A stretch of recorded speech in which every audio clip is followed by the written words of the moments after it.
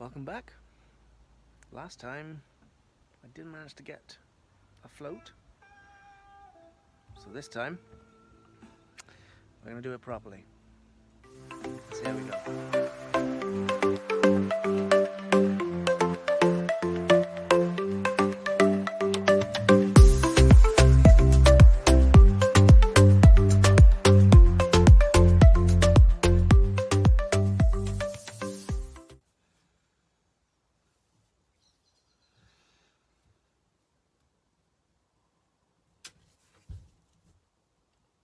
So that didn't go to plan.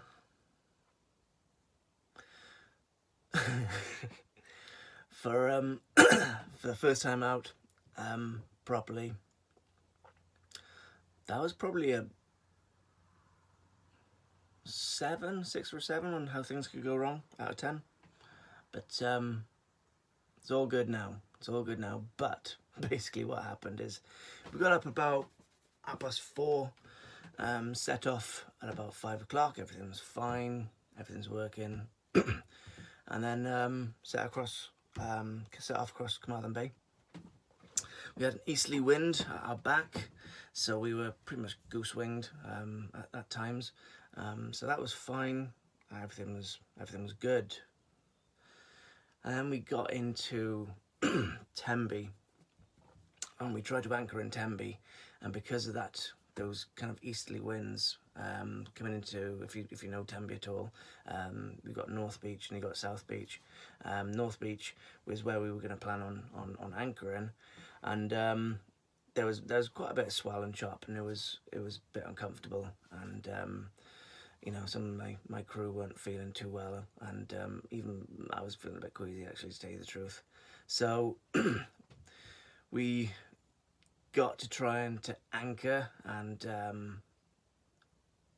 put the anchor down, and then I went to go make a call and realised I had my phone in my pocket when I went to anchor, but I didn't have my phone in my pocket after we had anchored. So that was the first thing, is that my phone went plop, and it doesn't float, so figured that one out, so that was good. So yeah, so that was fun. So I lost my phone, and obviously on it I had all my apps, like I think like my anchor alarm and, you know, my Navily and all sorts of stuff. I'd 1 or 2 of them on my on my tablets as well, but yeah, so that was the first thing.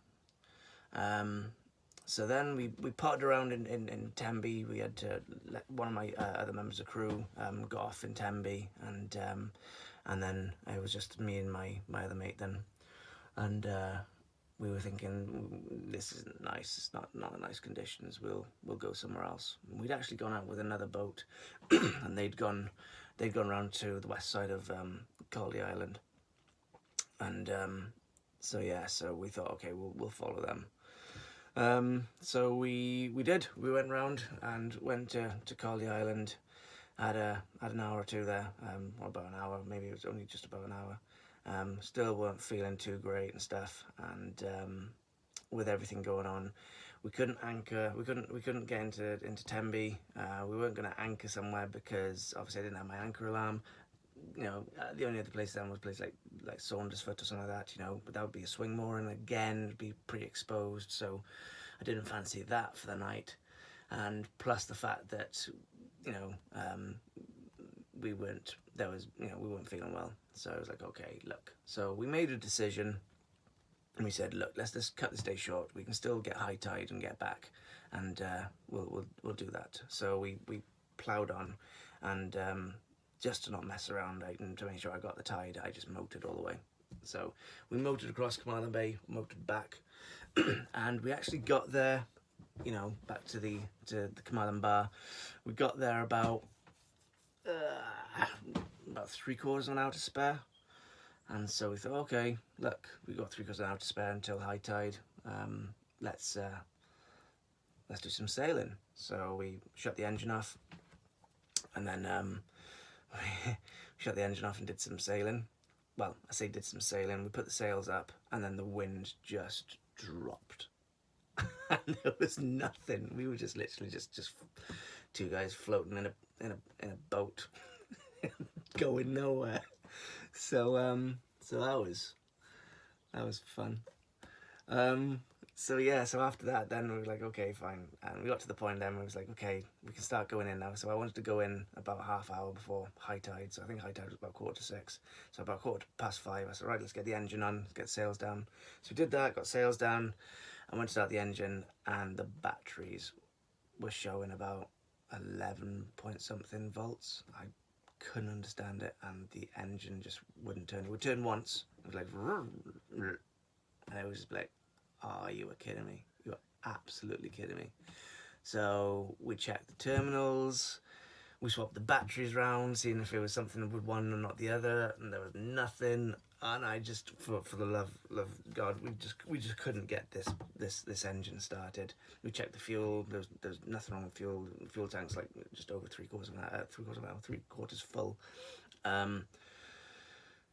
Yeah, nightmare. So we were like, okay, what do we do? And it's like, okay, this isn't a Mayday, so we're gonna have to probably put a power to pan or something like that.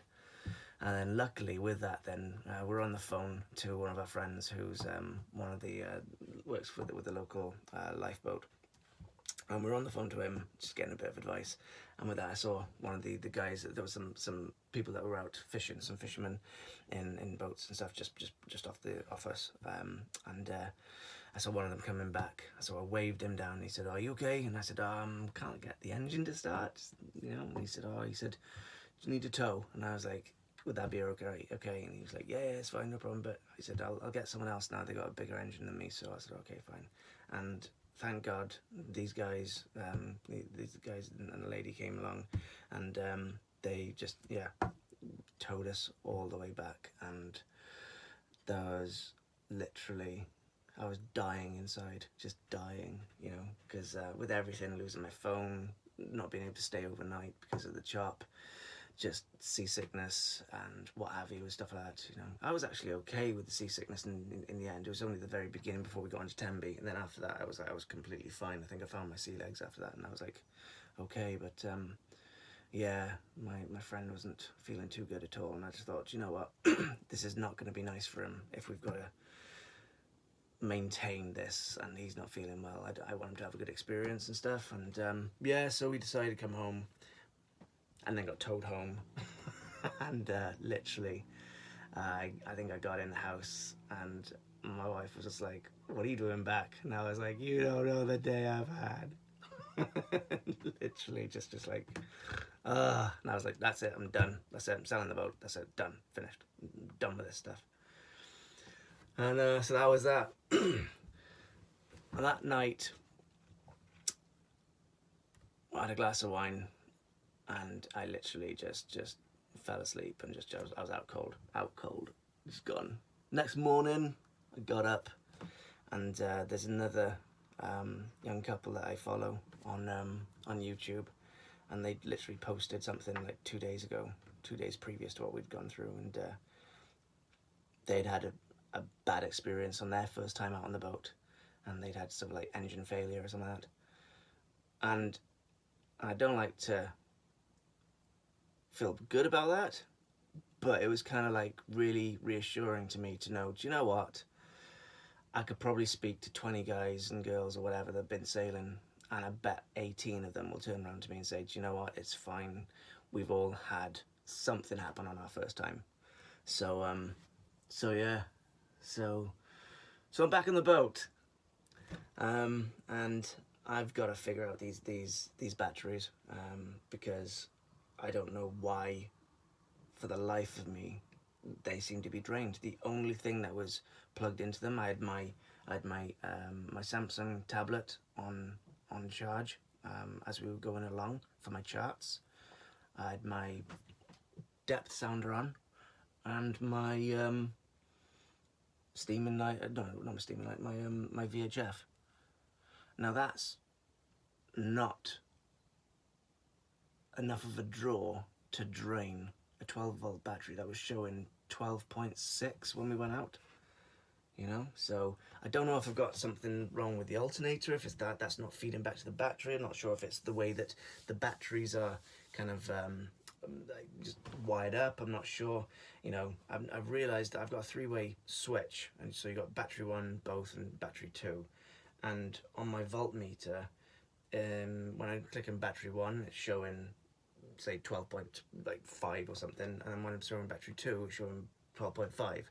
So I need to look at that, and I might need to kind of separate my batteries, my two batteries, and have one as a kind of like a leisure battery which runs all my instruments, and that will be connected then to my solar panel, so I've got a trickle feed all the time happening there. And then my other battery will be like a starter battery, which will be then kind of just linked and you know, to my engine and alternator and back. So I've kind of got a circuit there. Yeah, so there you go. This is it. But so we were filming. Obviously, I didn't. This is another thing as well. I had my GoPro with me because we were setting out in complete darkness. I didn't get the GoPro set up in the morning because I thought there's no point. And then by the time we got to Tenby, it was really choppy. So I thought, I'm not getting onto the bow and just messing around with, you know, with a GoPro now and stuff. So we'd taken some footage and what have you. I'd taken some footage with on my phone, only to realise that I can't actually retrieve that, because the only thing I could do, the last time my phone updated or backed up was on the Friday before I left. And that's literally the ironic thing about the opening of this episode, is the fact that, hey, this time we're going to do it right, and we didn't. So yeah, lessons learned, things to do, but I'm determined to get back out there before the season ends, because I am getting out there and coming back without you know, something happening. So fingers crossed. But the rest of the guys took some photos and stuff, so have a look. It's not much, so sorry about that, but yeah, I will see you next time. Take care. Ta.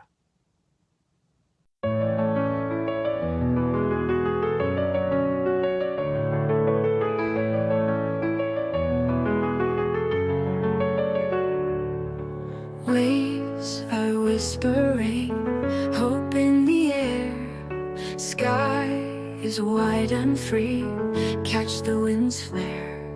Stars above us bright, guiding our quest. Sail into the night, find our place of rest. Sail away dreams, hope and sea beams. Hearts set on course, feel the ocean's force.